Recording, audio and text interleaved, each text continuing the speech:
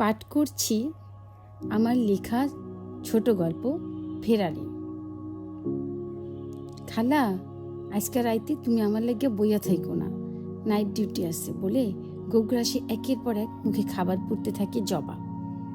একটা প্রাইভেট হাসপাতালে আয়ার কাজ করে সে। কাজে একেবারে নতুন বলে তার বেতন বাড়ার সম্ভাবনা নেই, তাই জবা ঠিক করেছে মাঝে মাঝে 2 শিফট কাজ করবে। এখন বেতন যা পায় তার প্রায় সবটাই রোকেয়া খালার হাতে তুলে দিতে হয় থাকা খাওয়া বাবদ।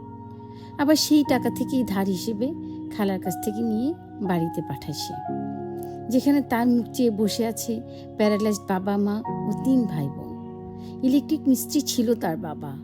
একদিন ধামের উপরে উঠে কাজ করতে গিয়ে বিদ্যুৎ স্পৃষ্ট হয়ে পড়ে যান। এরপর তার 2 পাই প্যারালাইজড হয়ে যায়। সঠিক চিকিৎসার অভাবে দিন দিন তা আরও খারাপের দিকে যাচ্ছে। অভাবের সাথে লড়াই করে আর পারছিল না তারা। টাকার অভাবে এসএসসি পরীক্ষার আগেই পড়ালেখা স্থগিত হয়ে যায় জবার। নিরুপায় পরিবারটি গ্রামের শফিক মৃধাকে ধরে শহরে পাঠালো জবাকে। তারপর এই হাসপাতালে জুটল আয়ার কাজ। হাসপাতালটি যদিও অনেক বড়, তবুও কষ্টই হচ্ছে জেবাকে মানিয়ে নিতে। জবা তাই ঠিক করে পড়াশোনাটা যেভাবেই হোক চালিয়ে নিতে হবে। নাইট ডিউটির কথা শুনে রোকেয়া খালার মুখ ভার হয়। অল্প বয়সী অবিবাহিত মেয়ের এরকম রাতের বেলা বাইরে কাজ করাটা উনি ঠিক পছন্দ করতে পারছেন না। বয়সটা তো তার কম হয়নি, দুনিয়া দেখেছেন ঢের বেশি। শহরে কত রকম লোকজনের বাস, তা গ্রামের এই নিরীহ মেয়েটা জানবে কি করে? জীবিকার প্রয়োজনে রোকেয়াকে কাজ করতে হয় একটা কারখানায়। স্বামী সন্তান থাকার পরও আজ অবহেলিত জীবন তার।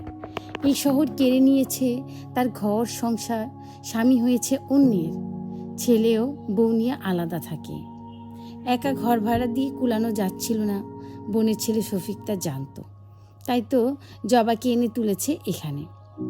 জবাকে বিদায় করে মুখে খালা একটা পান গুজে দরজায় তালা লাগিয়ে বিরস মুখে রওনা হয় কারখানার অভিমুখে। পথে দেখা হয় সাফায়েতের সাথে। সাফায়েত রোকেয়ার সাথে একই কারখানায় কাজ করে। জবাকে সে দেখেছে রোকেয়ার বস্তিতে। কিরে, কিছু কইবি বলে দ্রুত পা চালাতে থাকে রোকেয়া। সাফায়েত আমতামতা করে শেষে বলেই ফেলে, বলছিলাম কি খালা, জবা মাইয়াটারে আমার বহুত মনে ধরছে। তুমি যদি আমার লাগে তার বিয়াটা করাইয়া দাও, তাইলে তোমার আর ভবিষ্যৎ নিয়ে ভাবা লাগবো না। মনে করো যে আমি তোমার পেটের পোলার লাহান পালমু। রোকেয়া থমকে যায়। কি কইলি? যারে পেটে ধরে এত বড়টা করলাম, হ্যাঁ ফালাইয়া থুইয়া চলে গেল, আর তুই আমারে খাওয়াবি? তাও এই অল্প বয়সী মাইয়াটারে বিয়ে করবার লাগিয়া?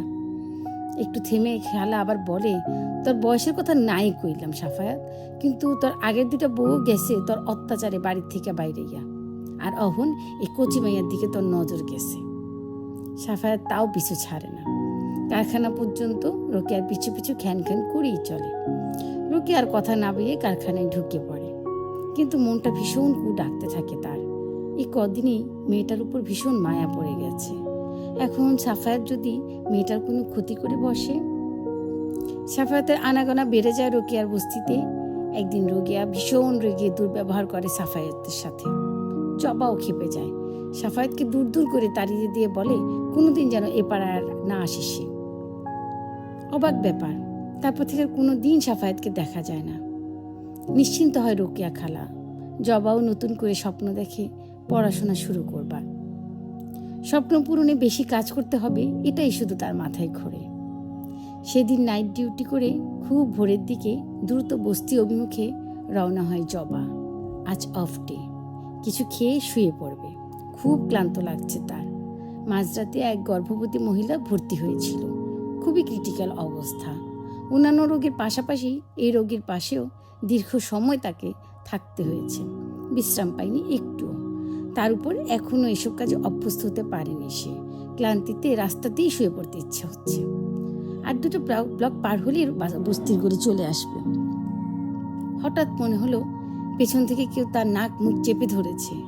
তারপর আর কিছু মনে নেই, শুধু পত্রিকার শিরোনাম হয় ডোবায় এক কিশোরীর লাশ ভেসে উঠেছে, তার শরীরে ধর্ষণের আলামত পাওয়া গেছে। এভাবেই কত জবা হারিয়ে যায় জীবন যুদ্ধে পরাজিত হয়ে।